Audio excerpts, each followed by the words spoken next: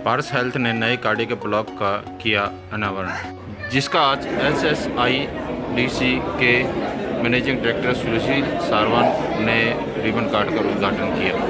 इस मौके पर पारस के सभी डॉक्टरों और अन्य स्थान से भी पहुंचे डॉक्टर उपस्थित रहे, जिसका उद्देश्य ट्राई सिटी में कार्डियक में बदलाव लाना है।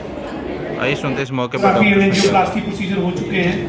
आज जो ये हमने आपके साथ ये मुलाकात का जो वो रखा है, उसके कारण ये है कि हम आपको अपने थोड़े बताना चाहते हैं कि what we have done in the last 5 years and एक रीलॉन्च डिपार्टमेंट का करना चाह रहे थे।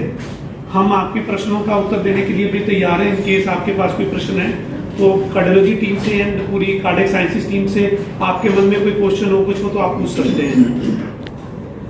मैं PGI से रिटायर्ड प्रोफेसर हूँ और पिछले कुछ साल से पारस हॉस्पिटल में काम कर रहा हूँ।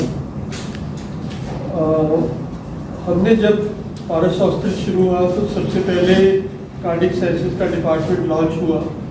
उस टाइम कार्डियोथोरेसिक सर्जरी का प्रोसेस हमने यहाँ पे शुरू किया और तब से लेकर अब तक हम लगातार हर प्रकार की सर्जरी जो कार्डियोवैस्कुलर एंड थोरेसिक सर्जरी के अंदर आती है वो की है, चाहे वो कार्डियक से बाईपास सर्जरी हो, चाहे वो थोरेसिक सर्जरी हो जिसमें लंग के पार्ट का निकालना या छाती के अंदर कोई सॉली है, सिस्ट है, उसको निकालना, और इसी तरह हमने पेरिफेरल वैस्कुलर सर्जरी जैसे स्पोकस में खून की नाड़ियाँ जो टांगों में जाती हैं उनमें रुकावट आती है उसको बाईपास करके पैरों में खून का दौरा बढ़ाते हैं। और बच्चों की सर्जरी भी हमने, छोटे छोटे बच्चों की सर्जरी जिनका वजन 4 से 4.5 किलो था, उनको भी ऑपरेट किया है और जो ब्लू बेबीज थे उनको हमारी सर्जरी के बाद वो पिंक हो गए हैं। इस प्रकार से हमारे यहाँ कार्डियोवैस्कुलर एंड थोरेसिक सर्जरी की स्पेशलिटी की सब तरह की फैसिलिटी चाहे किसी तरह की भी हो वो अवेलेबल है और आशा करता हूँ आप भी लोगों को इस चीज़ का ज्ञान देंगे ताकि हम ज़्यादा से ज़्यादा लोगों को ट्रीट कर सके और समाज के लिए हमारा जो छोटा सा कंट्रीब्यूशन है वो हम भी कर सकें। Thank you. मैं डॉक्टर नवीन अग्रवाल हूँ। मैंने DA PGI कार्डियोलॉजी से किया और पिछले 2 साल से मैं पारस हॉस्पिटल में कार्यरत हूँ। और सबसे बड़ी बात जो हमारे डिपार्टमेंट की है कि हम कार्डियोलॉजी की सारे जितने प्रोसीजर्स होते हैं विश्व में कहीं भी, उन सब का कंप्लीट बुके जो है वो अपने पेशेंट्स को ऑफर करते हैं। और विशेष करके कॉम्प्लेक्स कॉरोनरी एंजियोप्लास्टी जो होती है, स्टेंटिंग वगैरह जो कॉम्प्लेक्स केसेस होते हैं वो करते हैं। हम इलेक्ट्रोफिजियोलॉजी करते हैं, दिल की धड़कन जो तेज़ हो जाती है उसका जो परमानेंट इलाज होता है वो यहाँ पर करते हैं। और हम पाँव के रास्ते आजकल वैन जो बदलते हैं जिसको टाबी प्रोसीजर कहते हैं, वो इस इलाके में आई थिंक PGI के बाद मैक्सिमम नंबर पारस हॉस्पिटल में हुए हैं और हम वो इंडिपेंडेंट यहाँ कर रहे हैं। और पिछले साल करीब हमने 35 प्रोसीजर वो किए। तो और तीसरा जो है एक्स्ट्रा हम करते हैं वो लीडलेस पेसमेकर है। बिना लीड के जो एक कैप्सूल के साइज़ का पेसमेकर होता है उसको हम दिल में डाल देते हैं। वो सर्विसेज भी हमारे यहाँ ऑफर की जा रही हैं। तो एक कंप्लीट पैकेज है। जो भी मरीज़ हमारे पास आता है, हमारे पास एक क्षमता है कि जो भी उसकी कार्डियक बीमारी है उसका निदान हम सक्सेसफुली कर सकते हैं। ये हमारे डिपार्टमेंट के सक्षम हम लोग हैं इस पर। Dr. Arvind Kaur also to speak few words about the department and introduce yourself. मैं डॉक्टर अरविंद कौर, मैं बेसिकली ऑल इंडिया इंस्टीट्यूट से कार्डियोलॉजी ट्रेनिंग की है। मैं भी यहाँ पे 3 साल से हूँ, इस इलाके में ऑलमोस्ट 15-20 साल से हूँ। डॉक्टर नवीन ने अपने डिपार्टमेंट की सारे प्रोसीजर्स वगैरह को बता दिए। The only additional thing which I want to add is about equipment. हमारे पास सबसे लेटेस्ट जो भी अवेलेबल कहीं भी इक्विपमेंट है वो हमारे पास है। और दूसरा हॉस्पिटल बहुत पुराना नहीं है, इसलिए सारी लेटेस्ट इक्विपमेंट हर प्रोसीजर के लिए, हर टाइप की ट्रीटमेंट के लिए हमारे पास अवेलेबल है। And because of regular use there is not training of all the staff for that equipment and that is the reason practically all the facilities for any sort of treatment are available. There is no still one-to-one correlation ऐसी नहीं है। What they have seen, इसको incidental finding कहते हैं कि जो clots की जो इंसिडेंस है कुछ ज़्यादा है, बट उसमें खाली कोविड की वैक्सीन ही नहीं, कोविड का इन्फेक्शन भी उसके लिए रिस्पॉन्सिबल है। कोविड से जितनी वो क्लॉटिंग की इंसिडेंस है कंपेयर टू दैट कोविड के इंजेक्शन की काफ़ी कम है। सो इट इज़ नॉट कि हर चीज़ की बॉडी में कोई भी चीज़ जाए उससे कोई ना कोई कॉम्प्लिकेशन हो सकती है, ठीक है। आज तक कोई ऐसी चीज़ नहीं बनी, कोई ऐसी दवाई, कोई इंजेक्शन, कोई कुछ नहीं, चाहे आयुर्वेदिक हो चाहे कोई भी हो, कन्वेंशनल हो, कोई भी ऐसी चीज़ नहीं है जिससे कोई कॉम्प्लिकेशन नहीं हो सकती। So everything has to have some complication, that is true for COVID vaccine. Sir यही चीज़ पूछना था, पहले के जब स्टार्टिंग में कोविशील्ड और कोवैक्सीन आया तब ये कहा जाता, जब हम मीडिया ने भी कुछ आवाज़ें उठाई थी कि इसका भी इफेक्ट गलत पड़ रहा है, लेकिन वही डॉक्टर आज उसको गलत बता रहे, वो इस टाइम उसको सही बता रहे थे। वो ऐसा रहता है, कोई भी चीज़ यूज होती है, जैसे शुरू में वो कुछ दवाइयाँ जैसे यूज हुई, प्रेसिडेंट ट्रंप ने बोला जी इंडिया दवाई नहीं दे रहा, हम इनके साथ डिप्लोमेटिक रिलेशन तोड़ देंगे, बट बाद में देखा गया उस दवाई का कोई फायदा नहीं होता। So it is like once we use, COVID नई चीज़ थी, फर्स्ट टाइम आई थी, उसकी कोई प्री एग्जिस्टिंग दवाई, कोई प्री एग्जिस्टिंग वैक्सीन नहीं थी। वैक्सीन जब हज़ारों लाखों करोड़ों लोगों में यूज़ हुई, ओवर टाइम उसकी जो प्रॉब्लम्स वो हमें पता चली। नॉर्मली एक वैक्सीन के रिसर्च में कम से कम 10 से 15 साल लगते हैं, वही वैक्सीन 10 से 15 महीने में तैयार की गई। सो ऑब्वियसली जो डेटा किसी और वैक्सीन के लिए होता वो इसके लिए नहीं था, because it was an emergency, लोग मर रहे थे। So everything was done in emergency, all the approvals were emergency approvals, जो भी मिनिस्ट्री ऑफ हेल्थ के सारे इमरजेंसी अप्रूवल्स थे फॉर लार्ज स्केल यूजेज। सो वो एक दफ़ा यूज हुई तो frankly if you compare to other vaccine, COVID vaccine के साइड इफेक्ट्स बहुत ही कम है। सर इसका मतलब ये है कि आज मोदी को जिम्मेवार ना सोच के हम डॉक्टरों को जिम्मेवार सोचे जिन्होंने वो कंफर्मेशन दी है। सर नहीं, again you are getting compare to other vaccine, incidence of complications with COVID vaccine has been extremely low, right. So it is not कि उसके कोई अनयूजुअल वो कॉम्प्लिकेशंस है, everything has its complication.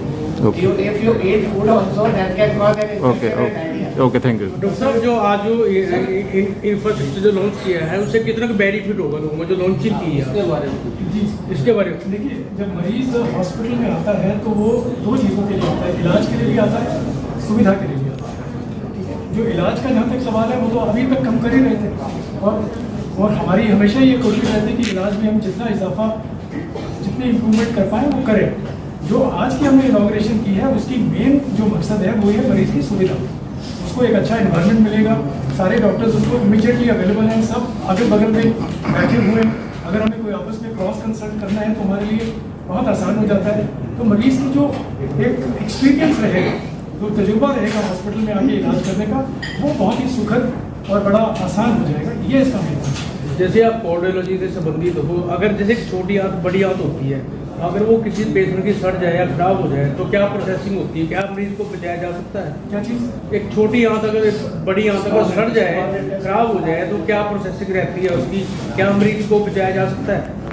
Operation के दौरान वो विषय कार्डियोलॉजी का नहीं है, वो विषय गैस्ट्रो का है, पेट के डॉक्टर का है। वो क्योंकि अगर एज ज़्यादा हो तो हार्ट से संबंधित भी डॉक्टर उसके पास रहते हैं, मौजूद रहते हैं। नहीं, बिल्कुल। देखिए, यहाँ इस मेन कॉर्पोरेट हॉस्पिटल का या मल्टी स्पेशलिटी हॉस्पिटल का सबसे बड़ा जो स्ट्रॉन्ग पॉइंट है, ये सबसे बड़ा जो फायदा है कि सारी ब्रांचेस के स्पेशलिस्ट और इक्विपमेंट अवेलेबल है, और जब भी मरीज आता है वो कोई एक बीमारी लेके नहीं आता है, मल्टीपल बीमारीज होती है। जिसको हार्ट की बीमारी है उसको फेफड़े भी खराब हो सकते हैं, स्ट्रोक भी हो सकता है, पेट के अंदर भी हो सकता है। तो हमारे पास जो सुविधाएँ हैं उसमें हम सबके सब मिल करके कंप्लीट एक पैकेज मरीज को दे सकते हैं, ताकि उसकी सारी प्रॉब्लम्स का जो संभव हल है वो हम कर सकते हैं। अपनी लाइफ में कोई ऐसा क्रिटिकल ऑपरेशन किया हो आपने जहां मरीज की जो जान की दवाओं पे लगी हुई थी, ऐसा कुछ शेयर करेंगे आप? कोई ऐसा कार्डियोलॉजी में जान खतरे में होती है, हम लोग बचाते हैं, रात के 2 बजे भी आते हैं। और एक मुझे अभी याद आ रहा है कि एक यंग बच्चा यहाँ पर बड़ा यंग था। जनरली यंग एज में हम लोग सोचते हैं कि हार्ट की बीमारी नहीं होती है, लेकिन आजकल हम लोग देख रहे हैं कि ये जो बीमारी है ये younger and younger population age group को इफेक्ट कर रही है। तो रात के 2:30-3 बजे हमारे पास कॉल आई कि एक बच्चे को छाती में दर्द है। तो जब हमने चेक किया तो हमें लगा कि ये तो हार्ट अटैक हो रहा है। तो बड़ा मुश्किल था उसके परिवार, नेचुरली उसके परिवार जन को कन्विंस करना कि भाई इस उम्र के अंदर भी हार्ट अटैक हो सकता है। और जब हमने सारे इक्विपमेंट के साथ उनको दिखाया तो वो समझे और उस वजह की हम इलाज कर पाए टाइम फ्रेम के अंदर। हार्ट का इलाज करने का एक विंडो पीरियड होता है, एक टाइम होता है कि अगर इलाज उस दौरान मिल जाए तो कंप्लीट रिकवरी हो जाती है, अगर उससे लेट मिले तो हो सकता है नुकसान हो जाए। लेकिन लकीली वो बच्चा टाइम पर आ गया, उसके पेरेंट्स को हमने सही से दिशाएं दी और उसका इलाज ठीक हो गया। आज जब वो बच्चा हमारी ओपीडी में आता है दिखाने के लिए तो उसको देख कर हमें बहुत एक खुशी का अनुभव होता है, बड़ी एक गर्व महसूस करते हैं कि एक यंग जिंदगी को हमने बचाया और उसको एक नई जिंदगी दी। सर हेल्दी कैसे रखते हैं हार्ट को हेल्दी रहने का तरीका देखिए बहुत सारी उसमें चीज़ें, सबसे जो इम्पोर्टेंट है वो आपका लाइफस्टाइल है। आप क्या खाते हैं, कितनी एक्सरसाइज करते हैं, क्या स्ट्रेस को कैसे मैनेज करते हैं, ये सब चीज़ें हैं जो हमारे हाथ में हैं। गलत जैसे आते हैं स्मोकिंग है या ड्रिंकिंग है या लेथार्जी है कि आप एक्सरसाइज नहीं कर रहे हैं या बाजार का खाना खा रहे हैं, वो सब चीज़ें हैं जो हम कंट्रोल कर सकते हैं। कुछ ऐसे फैक्टर जरूर हैं जो हमारी हाथ से बाहर हैं कि आपकी जेनेटिक्स क्या है। अगर आपके पूर्वजों में कुछ हार्ट की बीमारी थी तो चांसेस थोड़े ज़्यादा हो जाते हैं। अगर आपको शुगर की बीमारी है तो चांसेस थोड़े ज़्यादा हो जाते हैं। तो वो चीज़ें वो भी मरीज़ को पता होना चाहिए कि मेरे परिवार में ये बीमारी है या मैं शुगर का मरीज़ हूँ, तो उसको ज़्यादा एहतियात बरतना चाहिए, ज़्यादा प्रिकॉशंस लेने चाहिए ताकि बीमारी से बचा जा सके। स्टंटिंग सेफ है कि आजकल तो तकरीबन स्टंटिंग बहुत हो गई है। स्टंटिंग तो आजकल एक रूटीन प्रोसीजर बन चुका है, आधे पौने घंटे में स्टंटिंग हो जाती है। लेकिन देखिए कोई भी कार्डियक प्रोसीजर या कोई भी मेडिकल प्रोसीजर 100% कोई बोले कि सेफ है तो ये कहना गलत होगा, अतिशयोक्ति होगी। 99.9% सेफ है यहाँ तक मैं कह सकता हूँ। 0.1% तो देखिए भगवान के हाथ में। सर्दियों में कहते हैं हार्ट थोड़ा ये प्रॉब्लम थोड़ी ज़्यादा होती है। गर्मियों में भी ऐसी है? नहीं, गर्मियों में हार्ट की प्रॉब्लम थोड़ी कम रहती है। सर्दियों में हार्ट अटैक वगैरह के थोड़ा सा चांस गर्मियों के अलावा ज़्यादा। अच्छा सीट जैसे अभी बड़ी भी वैसी उसका वो हार्ट फेलियर के जो पेशेंट हैं जिनकी हार्ट की जो पंपिंग है वो कमज़ोर है, उनके लिए एक्सेस हीट थोड़ी खतरनाक हो सकती है। उनको हम हिदायत देते हैं कि ज़्यादा गर्मी से वो बचें और ज़्यादा गर्मी के वक्त वो इंडोर्स रहें और एक्सरसाइज ना करें और अपनी जो हाइड्रेशन है वो ठीक रखें। आज के टाइम में डॉक्टर साहब बीपी की प्रॉब्लम बहुत लोगों को है, जैसे कोई टेल्मा 40, टेल्मा 80 और इसके साथ एक 5 mg की टेबलेट भी रखी है, वो रेगुलर ले रहे हैं उसको, क्या उसको कोई साइड इफेक्ट भी है? बीपी के जो इफेक्ट्स हैं वो ज़्यादा खतरनाक है, दवाइयों के साइड इफेक्ट्स बिल्कुल ना के बराबर है। हम लोग बीपी को जनरली हल्के में लेते हैं कि कोई बात नहीं, बीपी है थोड़ा बहुत क्या फर्क पड़ता है, ऐसा नहीं है। बीपी को हम लोग कार्डियोलॉजिस्ट साइलेंट किलर कहते हैं। वो एक ऐसी बीमारी है जो अंदर ही अंदर एक घुन के जैसे आपके शरीर को खा रही है, ना सिर्फ हार्ट को बल्कि दिमाग को भी, आपकी किडनी को भी, आपकी बाकी वेसल्स को भी वो समय के साथ साथ खराब कर देती है। तो बीपी को हर एक आदमी को पहले तो रेगुलर चेक कराना चाहिए और अगर उसको बीपी की तकलीफ है तो उसको अंडर मेडिकल सुपरविजन दवाई रेगुलर लेनी चाहिए और बीपी चेक करना चाहिए। इसको ये नहीं कि कभी ओकेजनली आज दवाई बीपी ज़्यादा है तो मैंने आज ले ली, फिर मेरा बीपी ठीक हो गया, मैं भूल गया, ऐसा नहीं होगा। स्टंटिंग के बाद अक्सर मेडिसिन बहुत बढ़ा देते हैं, बहुत लंबी चलती है, लोग बहुत परेशान होते हैं, तो साइड इफेक्ट्स भी नहीं कोई जैसे देखिए हर एक मेडिसिन का साइड इफेक्ट है, वो ज़रूरी है। देखिए स्टेंट क्या है, बेसिकली एक फॉरेन बॉडी है जो आपकी बॉडी के अंदर हम डालते हैं, उसको बॉडी को एक्सेप्ट करने में टाइम लगता है। अगर वो जो दवाइयाँ हम देते हैं वो उस टाइम को कवर करने के लिए देते हैं कि बॉडी को टाइम मिल जाए कि उसको वो एक्सेप्ट कर ले और उसके अंदर कोई कॉम्प्लिकेशन ना हो। पर यस थोड़ी दवाई तो पड़ती है। दूसरा जब पारस का नाम आता है तो एक तो माइंड रहता है बहुत महंगे और बहुत कॉस्टली है, वहाँ पे सेहत की कोई कीमत नहीं होती, जान से बढ़ के कोई हाँ वो दिमाग में आइडिया हुआ रहता है, तो मतलब उस पर कुछ है कि जैसे आपने नया जो सिस्टम शुरू किया है, अभी उन्होंने भी कहा मैं जो जैसे कोई मतलब कोई फूड हो, जैसे मैं आपको उसके लिए बताना चाहता हूँ। जैसे जो डिफरेंट कैटेगरीज ऑफ पेशेंट्स हैं उनके हिसाब से यहाँ पे सुविधाएं उपलब्ध हैं। कुछ पेशेंट हैं जो ना हरियाणा सरकार के लिए काम कर रहे हैं, जो प्राइवेट नौकरी में हैं, उनको कैश टैरिफ में आना पड़ता है। कोई फौजी आदमी है, रिटायर्ड आदमी है, आर्मी से हैं, CRPF से हैं, अलाइड सर्विसेज से हैं, उनके लिए यहाँ पे अलग से एक टैरिफ लिस्ट बनी होती है जो सब्सिडाइज्ड होती है।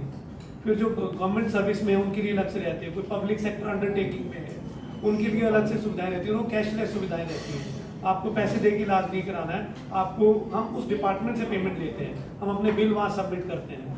एंड ये जो हमारे फिर TPA होता है, थर्ड पार्टी एडमिनिस्ट्रेटर जो आपकी इंश्योरेंस होती है, आज की डेट में अगर आपके पास इंश्योरेंस है जिसके ऊपर गवर्नमेंट भी छूट देती है, 25,000 रुपये आपके इसमें छूट जाते हैं इनकम टैक्स में, और 25,000 माँ बाप के छूट जाते हैं, तो 50,000 का तो बेनिफिट गवर्नमेंट भी दे रही है।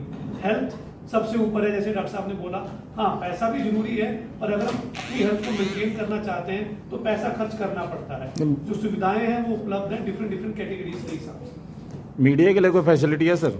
मीडिया हमारे भाई लोग हैं, जो आप कहेंगे आपके लिए कर दिया जाएगा। हम नहीं चाहते आप कभी बीमार पड़े, पर अगर कभी बीमार पड़ते हैं, हमारे जो यहाँ के डायरेक्टर लोग हैं, आप उनसे अप्रोच कर सकते हैं, आपको जरूर छूट दी जाएगी, इसका मैं आपको आश्वासन देता हूँ। पॉइंट आपका नोट कर लेते हैं।